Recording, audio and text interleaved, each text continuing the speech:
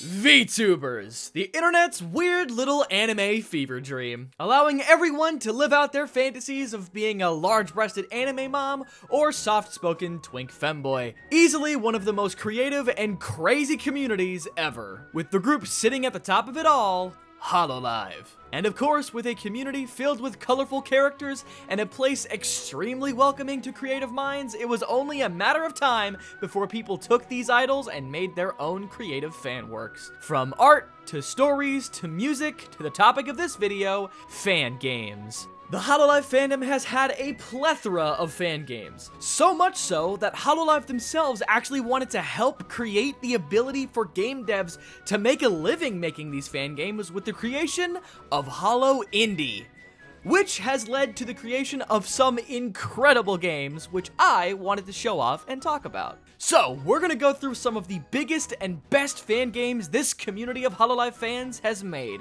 And we're starting off with a game that I have a little bit of history with. Idol Showdown!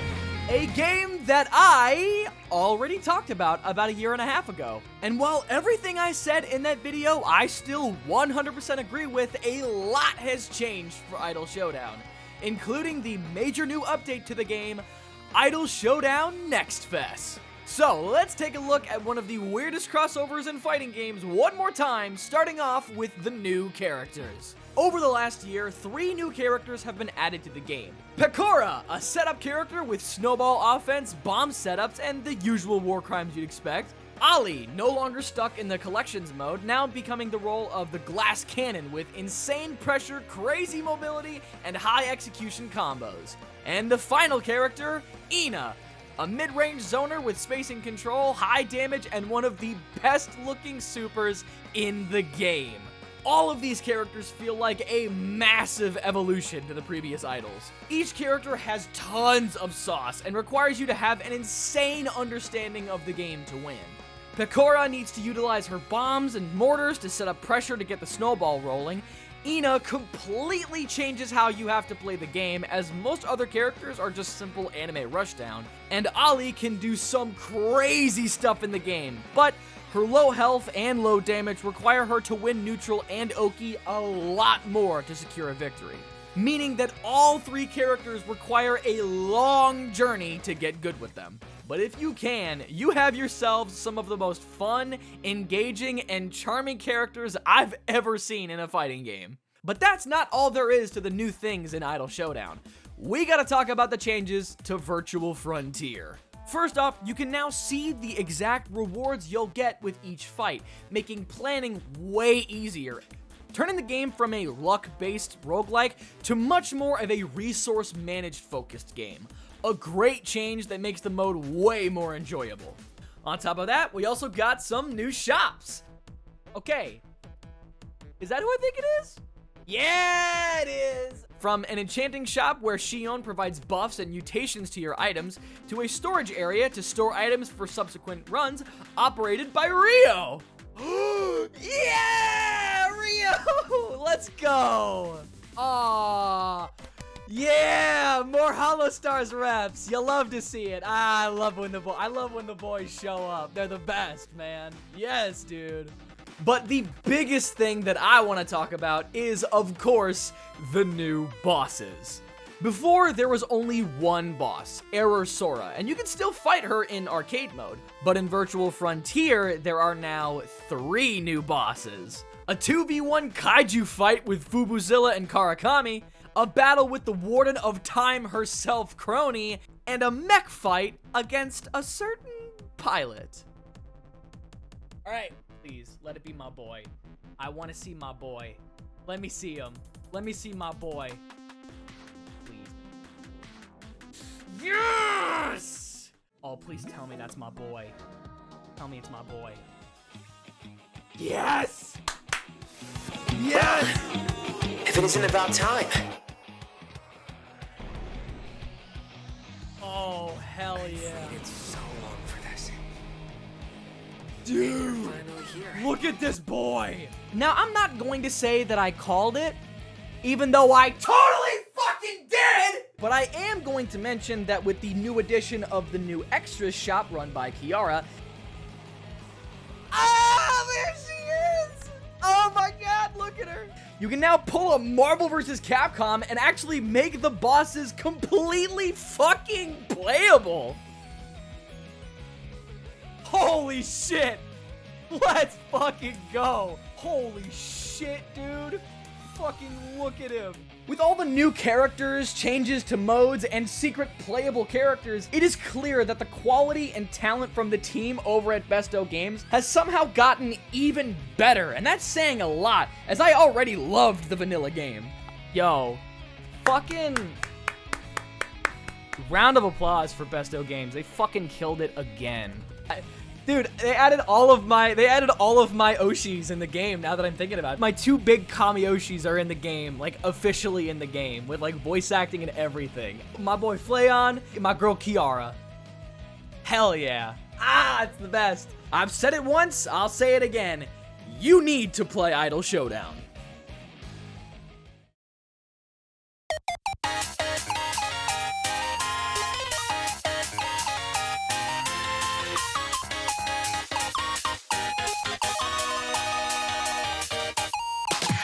Holocure, save the fans!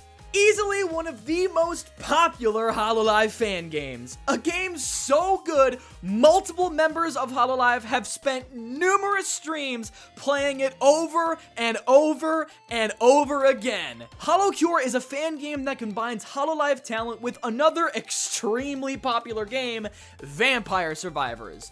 A game that I have some experience with. If I had to describe it, it would be a wave survivor game, kind of like Bloons Tower Defense mixed with bullet hells. It sounds weird, but it's awesome. Just let me cook. In this game, you actually don't attack the enemies around you manually. The game attacks for you. All you have to do is move around and aim. Hell, for the first couple of hours, I didn't even know you could aim. Oh, that's... okay, never mind, I'm not playing on the stick. This is so much better. Oh my god, you can fucking aim that shit? I literally handicapped myself, like, this whole time. As you defeat enemies, you level up and choose multiple different items that can change the way you play. From new weapons that add to your normal attack, to defensive items, to entire abilities unique to the character that you pick. More on that later. If you have a certain combination of items, you can actually combine them with a collab and turn them into even more powerful items to make you just completely overpowered and damn near unkillable. Flattening board. Feel the wrath of cutting boards. Holy shit! Holy shit, that's amazing! Oh my god! But on top of a super move unique to each character, that's kind of it. So why is this one of the most beloved fan games in the Hololive community? Well, it's the same reason why the source game is still extremely popular to this day. It is incredibly addicting. With the super simple gameplay loop, tons of things to unlock, the incredibly fun music, adorable chibi art style, this is a game you can find yourself sinking hundreds and hundreds of hours into with no idea where the time went. Even after getting all the footage I needed, I still found myself wanting to go back to play more. That's just how addicting this game can actually be. Especially with almost every single talent in Hololive as playable characters, each with their own weapons, abilities, and super moves, all of which can be unlocked by, what else? A gacha system. There's also a whole other system, Holo House, but there's so much to talk about there, not much of which is really important. Just know that it's a great way to buff yourself for the next run and make a ton of money to unlock all the girls and... Is that a fishing minigame? Break! So the developer behind Holocure, KU, decided making one bomb-ass Hololive fan game just wasn't enough, and decided that he was gonna make a whole beat-em-up game, featuring Lami, Botan, Nene, and Polka rescuing Yagu from the renegade group Holo X. And as I'm writing the script for this video, I did a quick little research run on KU and found out that he was actually a key animator for Shantae and the Seven Sirens and River City Girls. Which kind of makes sense as to why this is a solid as hell beat-em-up game. Wait a minute, he was an animator for Boruto and Castlevania? Who the fuck is this guy? Holo Break is all around a pretty bare bones beat 'em up game, to be honest. It's just a simple game where you walk to the right, face random enemies that appear before fighting a member of Holo X at the end in a boss fight. Along the way, you collect gear to augment and upgrade your members, some of which may be a little familiar if you played our last game, as well as food items and smaller weapons to help you along the way. Much like Holocure, that's pretty much it. Honestly, where Holocure had the benefit of an incredibly simple and addicting gameplay loop and tons of content to unlock, Holo Break doesn't really have much by contrast. Sure, you level up, but you don't really unlock any extra moves, combos, or sauce to express yourself in combat. Now, that's not to say the game is bad, far from it. Just like their previous game, this game looks amazing and the music is fantastic. You can beat the game in like one session, maybe 4 hours or so. A fun little snackable game to play whenever you get the itch for a beat 'em up. Alright, so that was a quick little look at KU's incredible little video game portfolio that he made just in his spare time, because he's a fucking maniac apparently. And we got a couple more before the main event. So let's do a quick fire round of 2 smaller fan games.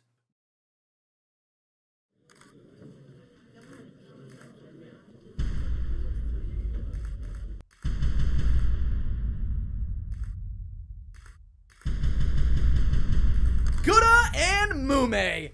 So there's a little running joke in the Hololive EN community following the 2 talents, Gura and Mumei. Both ladies have eerily similar voices and dialects, so much so that people kind of think they're the same person. And this game takes that joke and just runs with it.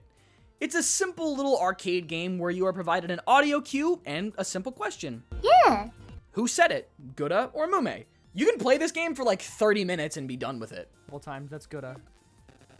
What the fuck? That is not Mumei! That is not Mumei! You are out of your mind! Talk about a game with a simple premise completely carried by the style and visuals. With the incredibly fun depictions of the 2 girls, the colorful and vibrant graphic design, and the catchy as hell music and sound effects, this was probably some art student's final project for their video game design class. And if it is, it's an A+ for me. This game is incredibly charming. If you think you know your Oshi and want a super charming little time killer, give it a shot. I think that's Gura. Come on, come on, come on. Let's go! Woo! I thought that was Mumei for a second. For like a brief second, I thought that was Mumei until the very end of the voice line. Of course, being a master of all things Hololive knowledge, I didn't get a single answer wrong. Fuck. Fuck. Fuck. Fuck! Fuck! Smol Ame! This was one of the first fan games I think I saw back when the EN Myth Girls debuted all the way back over 4 years ago. It's a 2D web-based platformer game, very similar to Flash games like the Fancy Pants Adventure games, where you run and jump through different, incredibly distinct levels, all the while collecting tiny mustaches as coins and bubbas scattered all throughout as small collectibles. The movement is very fluid, with a ground pound mechanic that actually can change directions depending on the angle of the ground you bounce off of. A really cool way to explore and keep the momentum going. There's also a ton of incredibly looking characters to choose from, all of which reference memes and jokes in the community. Some levels even have crazy mechanics unique to that level alone, like one level having a gravity mechanic straight from Mario Galaxy. And man, this game was an absolute bombshell to my nostalgia. Not just from the classic references to when EN was just starting out, but man, this game just feels like an absolute love letter to that classic era of Flash games back in the mid to late 2000s. An era of video games that I have an extreme fondness for. A game so faithful to that little era of old that, I'm not gonna lie, I kinda got a little emotional just thinking about it.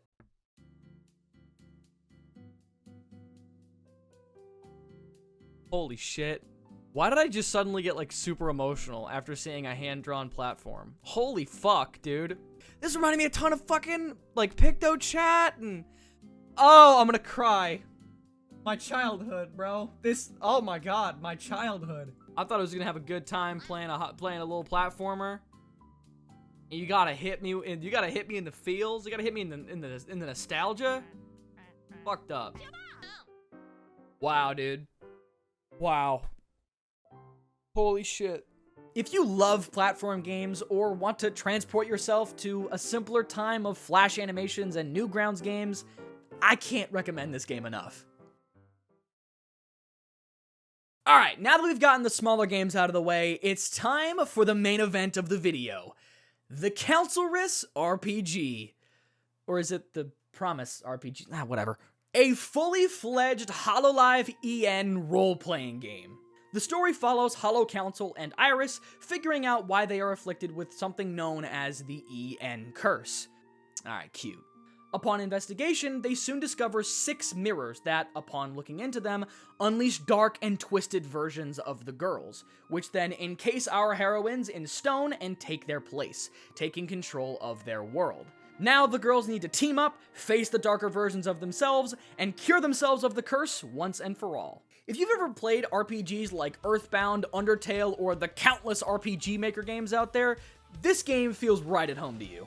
Each member has multiple different moves and spells that can buff, debuff, or do different levels of magic or physical damage. Many of the enemies in the game are all incredibly creatively made, from fan mascots like humans, saplings, and cronies, to more hilarious enemies like clippers. Move on from area to area and face off with the Dark Council members, such as Goth Fauna, Cursed Mumei, a tag team fight with Beerus, and a final fight with Medusa Crony. And these boss fights actually gave me a bit of trouble near the end.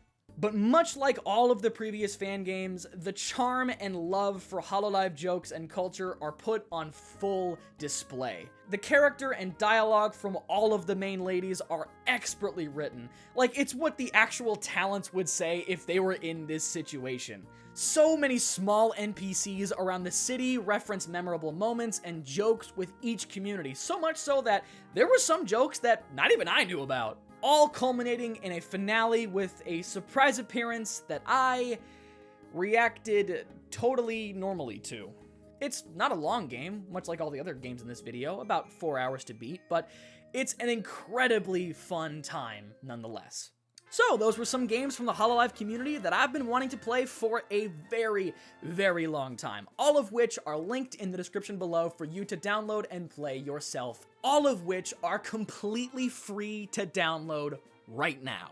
Seeing so many people take these creators that we all love and use them as inspiration to make some incredible little works of art is one of the many reasons why I love this weird little corner of the internet. And I know there are plenty more games out there to try, so if you want me to try more Hololive fan games, give me some recommendations in the comments below. Hell, I didn't even mention the boys over at Holostars and their games, as well as other VTuber groups like Niji Sanji, V Shoujo, or Vichibon.